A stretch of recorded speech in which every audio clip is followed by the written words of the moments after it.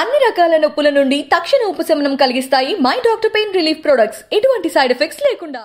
తెలంగాణ నాగర్ కర్నూలు జిల్లాలో దారుణ ఘటన చోటు చేసుకుంది. ఓ ప్రబుద్ధుడు కన్న తల్లి బతుకుండగానే చనిపోయినట్లుగా శ్రద్ధాంజలి పోస్టర్లు వేయించాడు. అంతేకాకుండా అదే పోస్టర్లను వాడవాడలా అంటించాడు. ఈ విషయం తల్లికి తెలియడంతో ఆమె ఒక్కసారిగా షాక్కి గురై కన్నీరు మున్నీరుగా విలపించింది.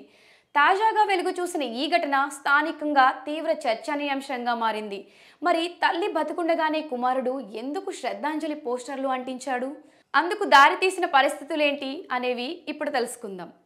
నాగర్ కర్నూలు జిల్లా కేంద్రంలోని ఈదమ్మ కాలనీలో కౌశల్య అనే వృద్ధురాలు నివాసం ఉంటుంది. ఆమెకు రాజు అనే కుమారుడితో పాటు పెళ్లైన కూతురు కూడా ఉంది.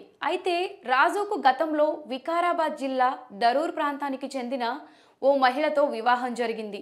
పెళ్లైన కొంతకాలానికి వీరికి 2 కుమారులు, ఓ కుమార్తె జన్మించింది.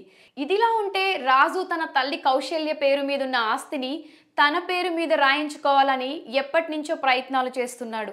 ఆమె ఒప్పుకోలేదని అనేక సార్లు తల్లిపై దాడికి కూడా పాల్పడినట్లు తెలుస్తుంది. ఈ క్రమంలోనే భార్యతో కూడా గొడవ పడ్డంతో ఆమె పిల్లలను తీసుకొని పుట్టింటికి వెళ్ళిపోయింది. అప్పటి నుంచి ఇంట్లో తల్లి ఒంటరిగా ఉండడంతో ఆస్తిని తన పేరు మీద రాయించుకోవాలని వేధింపులకు పాల్పడ్డాడు. ఇక కుమారుడి టార్చర్ను భరించలేక కౌశల్య దరూర్లో ఉన్న తన కోడలి వద్దకు వెళ్ళిపోయింది. ఆస్తి ఇవ్వకుండా అమ్మ కోడల దగ్గర ఉంటుందన్న కోపంతో కౌశల్య కుమారుడు రాజు తన కూతురు ఇద్దరూ కలిసి ఊహించని దారుణానికి వడిగట్టారు. తల్లి బతుకుండగానే చనిపోయినట్లుగా సీన్ క్రియేట్ చేసి ఆమె పేరు మీదున్న ఆస్తిని కాజేయాలని భావించారు. ఇందులో భాగంగానే తల్లి కౌశల్య చనిపోయినట్టుగా శ్రద్ధాంజలి పోస్టర్లను వేయించారు. ఇక అవే పోస్టర్లను కాలనీ అంతటా అంటించారు. వీటిని చూసి కౌశల్య నిజంగానే చనిపోయిందని అందరూ అనుకున్నారు. ఇదే విషయం చివరికి వృద్ధురాలు కౌశల్యకి తెలియడంతో తీవ్ర మనస్తాపానికి గురై కన్నీరు మున్నీరుగా విలపించింది.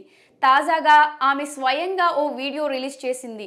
నేను చనిపోలేదని, నా కుమారుడు కూతురు కలిసి నా ఆస్తిని వారి పేరిట రాయించుకునేందుకు ఇలా పోస్టర్లను అంటించారని వాపోయింది. తల్లి బతుకుండగానే శ్రద్ధాంజలి పోస్టర్లను అంటించిన కుమారుడిని అంతా తిట్టిపోస్తున్నారు.